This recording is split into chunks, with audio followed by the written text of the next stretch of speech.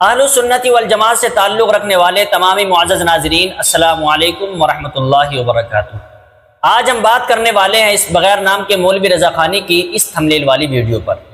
اس video کے اندر اس بغیر نام کے مولوی رضا خانی نے ملفوظات فقیہ الامت کا ایک حوالہ دے کر کے عوام میں غلط اثر ڈالنے کی ناکام کوشش کی ہے۔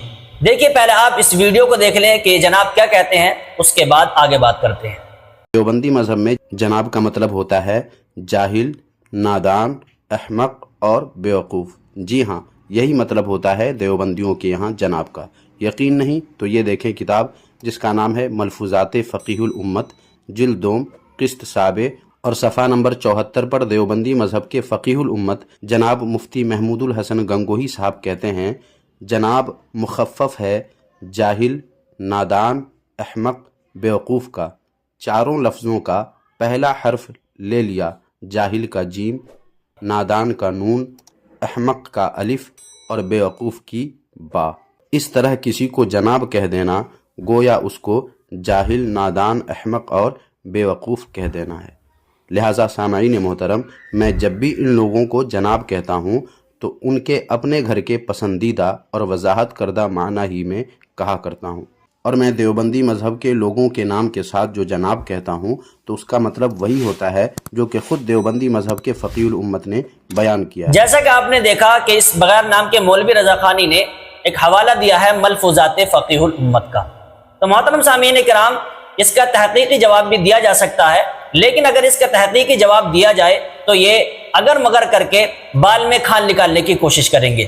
بالفاظ اسی مولوی رضا خانی کے ان کا منہ بند کرنے کے لیے سب سے بہتر طریقہ یہ ہے کہ ان کو ان کے گھر کا آئینہ دکھا دیا جائے، اور یہ بات میں اپنی طرف سے نہیں کہتا بلکہ اسی بغیر نام کے مولوی رضا خانی نے یہی بات اپنی ایک ویڈیو کے اندر کہی تھی۔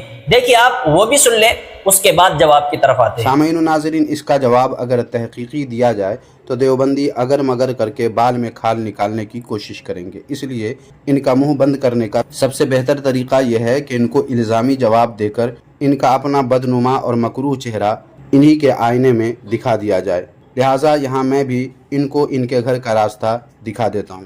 جیسا کہ آپ نے سنا، تو آئیے میں بھی ان کو ان کے گھر کے اصول دکھا کر کے ان کو انہی کے گھر کا راستہ دکھا دیتا ہوں اور ان کا مکروہ چہرہ انہی کے آئینے میں دکھا دیتا ہوں۔ یہ بات یاد رکھنا کہ اس نے جو حوالہ دیا ہے وہ ملفوظات کا حوالہ دیا ہے، اور ملفوظات کی ان کے نزدیک کیا حیثیت ہے یہ میں انہی کے گھر سے ان کو دکھا دیتا ہوں۔ دیکھیے، یہ کتاب ہے گستاخ کون، اور یہ مناظرہ ہوا تھا اہل حدیث اور بریلویوں کے درمیان۔ بریلویوں کے بہت بڑے مناظر ہیں مفتی حنیف قریشی۔ اس کتاب کے صفحہ نمبر 530 پر کیا لکھا ہے کہ ملفوظات کے ذریعے صاحب ملفوظ پر طعن نہیں کیا جا سکتا، کیونکہ اکثر صوفیہ سے منسوب ملفوظات میں رطب و یابس کی بھرمار ہے اور ان کی کوئی تاریخی اور یقینی حیثیت بھی نہیں ہے۔ ان جناب نے کس کا حوالہ پیش کیا تھا؟ ملفوظات فقیہ الامت کا۔ اور ملفوظات کی ان کے یہاں پر ان کی کتابوں میں یہ بات لکھی ہے کہ ملفوظات کی کوئی حیثیت نہیں ہوتی ہے، کوئی یقینی حیثیت نہیں ہوتی ہے، تو پھر یہ جناب کس منہ سے ملفوظات کا حوالہ دے کر کے عوام کے اندر غلط اثر ڈالنے کی کوشش کر رہے ہیں؟ دیکھیے، ایک اور کتاب میں آپ حضرات کی خدمت میں پیش کر دیتا ہوں۔ یہ کتاب ہے ملفوظات اعلی حضرت پر اعتراضات کا علمی و تحقیقی جائزہ۔ یہ جناب لکھی ہے فیصل خان رضوی نے۔ اس کتاب کے صفحہ نمبر 11 پر یہ بات لکھی ہے کہ ملفوظات کی آڑ لے کر اہل سنت پر اعتراض کرنا علمی جہالت اور بددیانتی ہے۔ تو جناب آپ نے ملفوظات فقیہ الامت کا حوالہ دے کر کے اپنی علمی جہالت اور بددیانتی کا ثبوت دیا ہے، اور یہ اپنی جہالت کا ثبوت کیوں نہ دیں جبکہ خود ان کے مجدد جن کو یہ اعلیٰ حضرت کہتے ہیں وہ جاہلوں کے پیشوا تھے۔ تو آئیے میں ایک اور حوالہ دے کر کے ان کو انہی کے گھر کا راستہ دکھا دیتا ہوں اور ان کا مکروہ چہرہ خود انہی کے آئینے میں دکھا کر کے ان کو بریلی کے اعلیٰ حضرت کا راستہ دکھا دیتا ہوں۔ دیکھیے، کتاب ہے فاضل بریلوی اور ترک موالات، پروفیسر ڈاکٹر محمد مسعود احمد۔ اس کتاب کے شروع میں ہی صفحہ 5 پر پیش لفظ میں یہ بات لکھی ہے کہ چنانچہ میں ایک مجلس میں جہاں یہ راقم بھی موجود تھا، ایک فاضل نے فرمایا، ایک فاضل یہ بات فرما رہے ہیں، کوئی عام آدمی نہیں، ایک فاضل یہ فرما رہے ہیں کہ مولانا احمد رضا خان کے پیرو تو زیادہ تر جاہل ہیں، گویا کہ آپ جاہلوں کے پیشوا تھے۔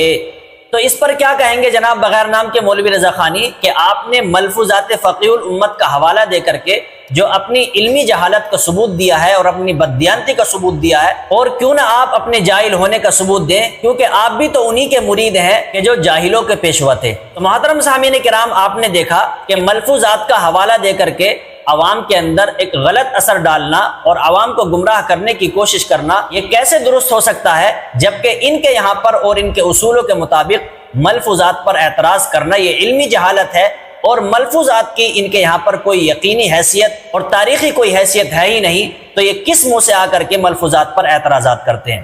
تو معزز ناظرین کرام، ویڈیو اگر اچھی لگی ہو تو آپ اپنی رائے کمنٹ باکس میں ضرور دیں، اور زیادہ سے زیادہ ویڈیو کو شیئر کریں، اور اللہ تبارک و تعالی سے دعا کریں اللہ تبارک و تعالی ہم سب کو علماء حق کی اتباع کرنے کی توفیق نصیب فرمائے، آمین، فقط والسلام۔